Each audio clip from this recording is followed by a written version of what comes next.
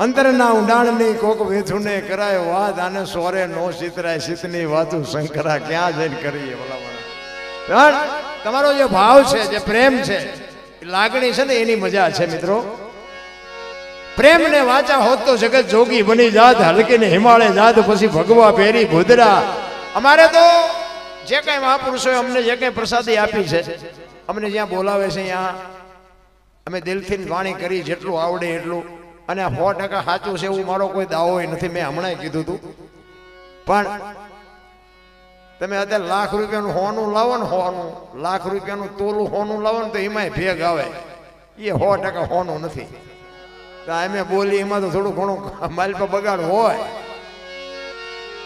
પણ સાંજા ગિરિવર જા મોરલા કાકર પેટ ભરા એ વખતે આવે ને બોલીએ તો અમારા હૈયા ફાટ મરા કેરાકોટ કકરાણાનો રાજા ઓઢો જામ અને ભાભી અને સ્ત્રી ચારિત્ર કરી અને બાપુ જદી દેશવટો અપાવે અમારો ક્ષત્રિય સમાજ અને મેં હમણાં કીધું એમ બાપુ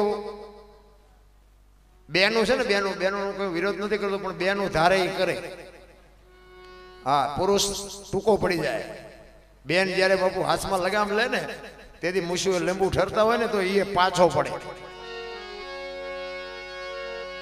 એ ઓઢા જ આમ બાપુ પવિત્ર હોવા છતાં એના ભાભી એને સ્ત્રી ચારિત્ર કરી અને મોટા ભાઈ પાસે દેશવટો અપાવે મોટા ભાઈ કહે છે કે હવે તું મારા રાજના ઘોડાના ડાબલા ફરે એટલી જગ્યામાં તારે રહેવાનું નથી તું અહીંથી વિયો જા અને ઘોડા ઉપર બાપુ વળાંગ છલાંગ મારી અને છલાંગ મારવા ટાણે ઓઠા જામે મોટા ભાઈને કીધું મોટા ભાઈ મને ખબર છે તમે સ્ત્રી ચારિત્રમાં આવી ગયા છો પણ હું સાચો છું ખોટો છું સાતી ચીરીને બતાવી ન શકું પણ આજ મારી ભાભી મને દેશવટો અપાવે છે પણ તમને કાલ ન અપાવે એનું ધ્યાન રાખજો એમ કહીને ઘોડો લઈને નીકળી ગયો અને ઇન્દ્રની અપસરા ઓથલ પદમણી બાપુ જેને વરવા માટે થનગનાટ કરતી હોય એ કેટલો પવિત્ર હશે કે જ્યાં ઇન્દ્રની અપસરાયું જેને હારે વરવા માટે તૈયાર હોય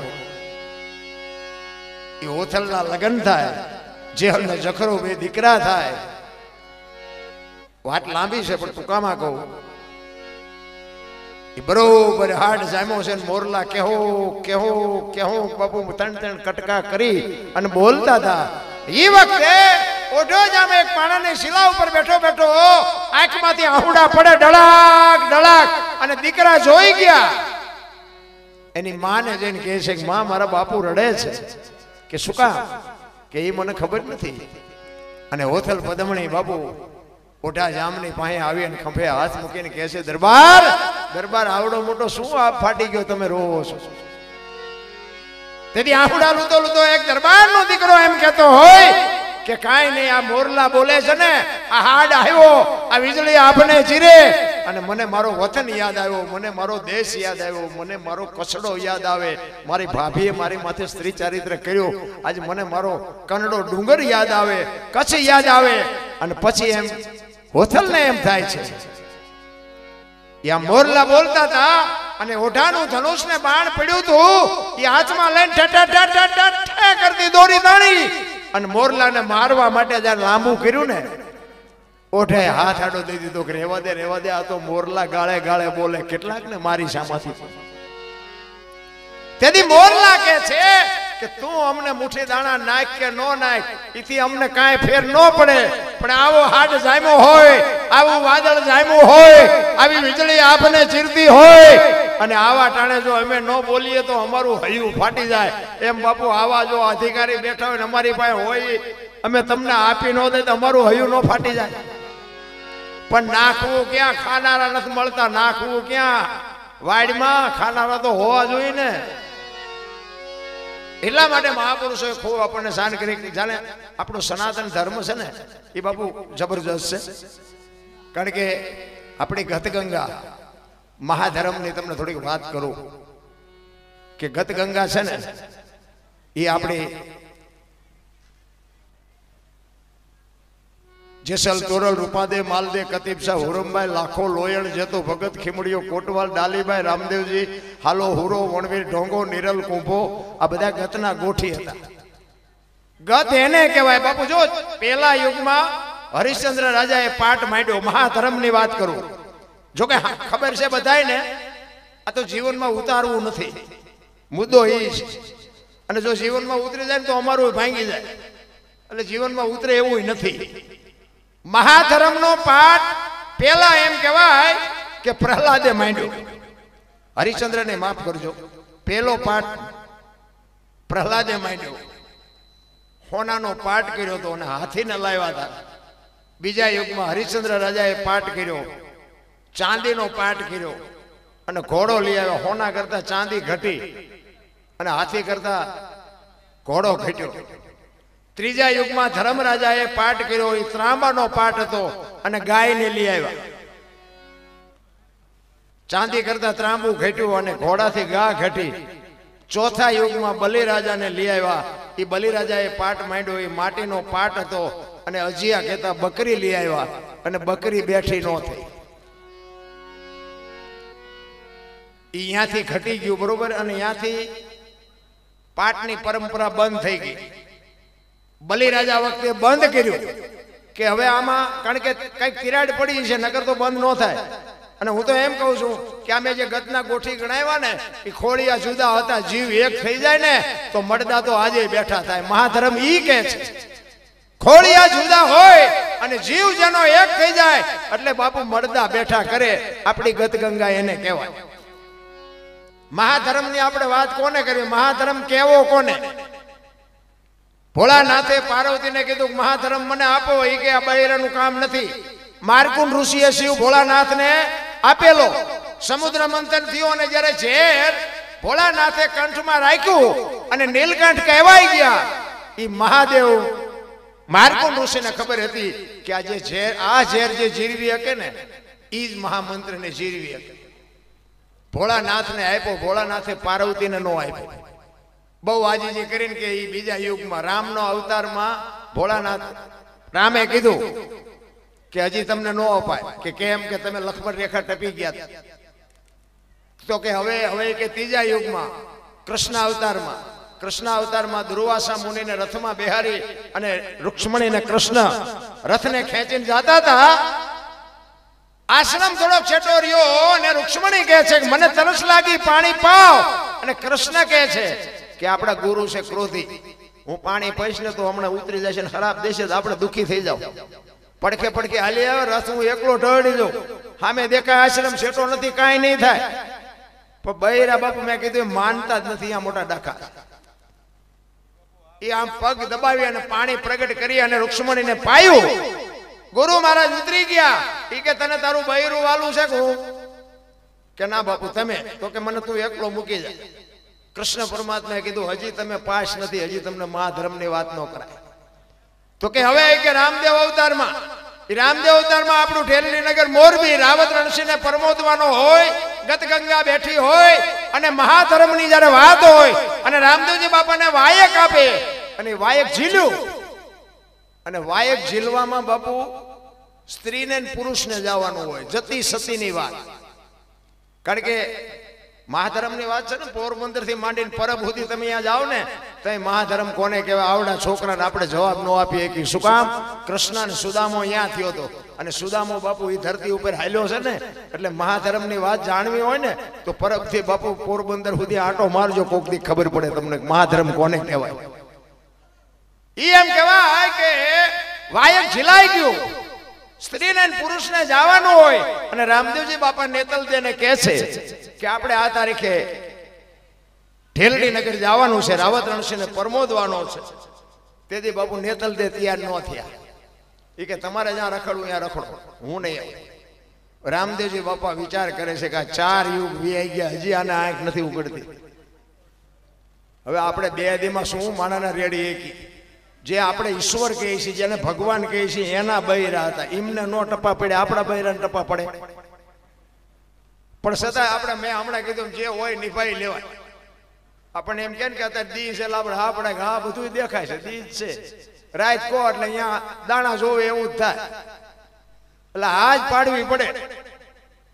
ઈ રામદેવજી બાપા વિચાર કરે છે કે મેં વાયક ઝીલ્યું છે, આ મારી હારે આવશે નહીં અને હું ગતમાં જઈશ તો ગત આખી મને પૂછશે તો મારે જવાબ શું દેવો? અને મેં હમણાં વાત કરી એમ ઘરે બાપુ બૈરું ભડકા થાય એવું હોય તો શું બહાર જઈને આપણે વાત કરીએ? સારું માણા હોય ને તો જ બાપુ જીવ અડધું અંગી ને કહેવાય. હું એ મારી કોઈ એ અભિમાનની વાત નથી કરતો, પણ તમે કોક વાર અહીંયા આવો ને, હું તમને બાપુ ચેલેન્જ કહું છું. હું હોય ને તમને આવકાર આપું એ કઈ બહુ મોટી વાત ન કહેવાય, પણ મારી હાજરી ન હોય ને કોક દીક આપણા મહેમાન થાય જો રોટલા ચા પાણી સિવાય જવા દેતો તો બાપુ ભજન જ ગઈ શું કરવાનું રહે? એ આ બજારમાં મળતું હોત ને તો આ પૈસા વાળા છોકરા ઉભા વાહડા જેવા ન રખડતા હોય. 40 વર્ષના કોઈ દીકરી નથી દેતી. પૈસાથી કાંઈ પતતું જ નથી.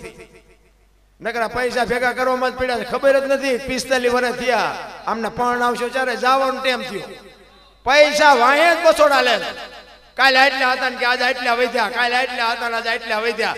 ઓલો ઉપર બેઠો બેઠો ગણે છે તારા સુવાસા કાલે આટલા હતા ને આજે આટલા ઘટ્યા.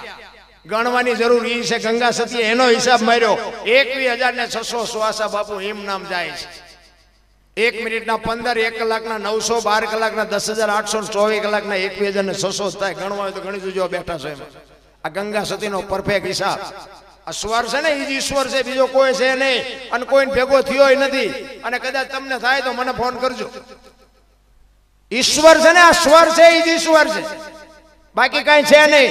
આખી દુનિયામાં રખડો અને તમારું કામ ન થાય અને તમારા ઘરે હુતા હોય અને સવારે ખબર પડે કે મારું કામ થઈ ગયું એટલે સમજી લેજો કે આવીને કરી ગયો. બસ વાત આટલી છે, બીજું કઈ છે નહીં. ઈ એમ કહેવાય કે ડાલીબાઈ રામદેવજી બાપાની જીભની માનેલ બેન, એ રામદેવજી બાપાના ગાયોના વાસડા ચારવાનું કામ કરે. અને રામદેવજી બાપા હવારમાં દાંતણ કરતા હોય અને ડાલીબાઈ નીકળે, જય માતાજી કરી અને વાસડા લઈને વહી જાય. ભલે ભલે સીતારામ. ઈ ડાલીબાઈ વાસડા લઈને નીકળ્યા અને રામદેવજી બાપાના મોઢા આમું જોયું કે ભાઈ સીતારામ. એ કે સીતારામ. અને બાપુ ડાલીબાઈને એમ થયું કે ભાઈ આજ કઈક તમારા મોઢા ઉપર ચિંતા લાગે છે. એ કે ના ના એવું નથી કાંઈ. એ કે ના તમે ન કહો તો તમારી બેન ડાલીના શોખન છે. શું છે? રામદેવજી બાપાએ વાત કરી. એ કે ઢેલડી નગરનું વાયક છે, રાવત રણસિંહને પરમોદવાનો છે. અને અહીંયા જો વાત ઉપર ધ્યાન આપજો. રામદેવજી બાપા બોલ્યા ને, રામદેવજી બાપાએ કીધું કે સ્ત્રીને પુરુષને જવાનું હોય. જો એમ કીધું હોત ને કે પતિ પત્નીને જવાનું હોય તો ડાલીબાઈ રહી જાય. જો આ શબ્દની મારામારી છે. રામદેવજી બાપા કહે છે કે એમાં સ્ત્રીને પુરુષને જવાનું હોય અને તારી બા ના પાડે. સ્ત્રી પુરુષ કીધું ને એમાં બાપુ ડાલીબાઈએ કીધું એ કે સ્ત્રી પુરુષને જવાનું હોય ને મારી બા ના પાડતા હોય તો તમે પુરુષ છો ને હું સ્ત્રી છું, નો હાલું. તેથી બાપુ રામદેવજી બાપાની આંખમાં જળજળી આવી ગયા કે તું હાલ ખરી પણ દુનિયા શું વિચારશે? આ તો તેદીએ નડ્યું છે, આજ નડ્યું એવું નથી. હમણાં પ્રકાશભાઈ ભજન કર્યું હતું ને ગોપી ભરતરીનું, અમારી સંગાથે નહીં તમે દુનિયા અવળું વિચારે. ભરતરી થયું તેદીએ નડ્યું. એટલે આ તો બધું માથાકૂટ વાળું છે. ડાલીબાઈએ વિચાર કર્યો કે સ્ત્રી અને પુરુષની જો વાત હોય તો સ્ત્રી હું છું અને પુરુષ તમે છો. મારી બા નો આવે કઈ નહીં, હું નો હાલું. એ કે દુનિયા શું વિચારશે? કે તારા પેટનું જો પાણી નો હલે તો તારો ઢીસણ દબાઈને હું બેસ. બાપુ જો નેતલ દે રહી ગયા, ડાલીબાઈ કરી ગયા. મા ધર્મની વાત મગજમાં બે એવું જ નથી. કરવા વાળા કરી જાય. આ પીપળીની વાત તમને કહું, કાલ સવારની વાત કહેવાય, 50 થી 60 વર્ષની વાત. સવારામ બાપા જબુમાં કરી ગયા, પોતાના રહી ગયા. બજાણાની બજારમાં વાણી કરે સુરતા, કોઈ સુગડ સમેટે, સાહેબ ઘટમાં ભેટે, તીર્થ વ્રત બહુ કરે, જાય બદરીને ભેટે, પડ્યું અહીંયા ગોતે ને ગોતે, શેટે શેટે, આદલ તો અંતરમાં રહેશે મારા બાપ, ભજન કરો તો ભેટે. ભજન ગાવું, ભજન કરવું, ભજન સમજવું, ભજન જીવનમાં ઉતારવું અને ભજન જીવનમાં જીરવવું, આ બધા કરતા અઘરું છે. આ અમે ગાઈ છે આને તમે ભજન માનો છો? આ તો મરવાના ધંધા છે. આને ભજન નો કહેવાય, મનોરંજન છે. ભજન તો છે ને બાપુ, કોઈ નો હોય ને આમ ટમરા બોલતા ન હોય ને કઈ જીવ જાગતો ન હોય ને તારે ભજન થાય. આ તો દેકારાન બાપો મારી છે. મજા આવી, મજા આવી, મજા આવી. યાદ કઈ રહ્યું કે યાદ ન રહ્યું, જીવ હોરે હોર. એટલે જ બાપુ જો બેઠો બેઠો ઉપર બધા ખેલ કરે છે. ત્રાજવું લઈને બેઠો છે. કોઈને જો વેમ હોય ને તો ખોટી વાત, તમે ખોટું કરતા હોય ને તો એને ખબર છે. તમે આવડું મોટું આયોજન કર્યું છે, આમાં 5-25 રૂપિયા આપ્યા હોય ને તો એને ખબર છે.